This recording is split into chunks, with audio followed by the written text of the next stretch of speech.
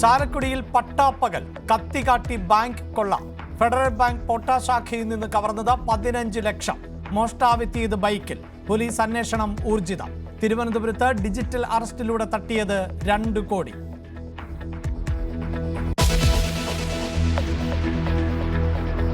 കൊയിലാണ്ടിയിൽ ഉത്സവത്തിനിടെ ആനയിടഞ്ഞതിൽ സ്വമേധയാ ഇടപെട്ട് ഹൈക്കോടതി. ആർക്കെതിരെ കേസെടുക്കണമെന്ന് ഡിവിഷൻ ബെഞ്ച്. ഗുരുവായൂർ ദേവസ്വം ഉദ്യോഗസ്ഥൻ തിങ്കളാഴ്ച നേരിട്ട് ഹാജരാകണം.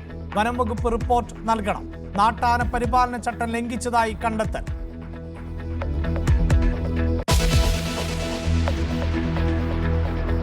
വയനാട് പുനരധിവാസത്തിന് കേന്ദ്ര സഹായം. 529.5 കോടിയുടെ പലിശരഹിത വായ്പ അനുവദിച്ചു. തുക ടൗൺഷിപ്പ് അടക്കം 16 പദ്ധതികൾക്ക്. തിരിച്ചടവിന് 50 വർഷം.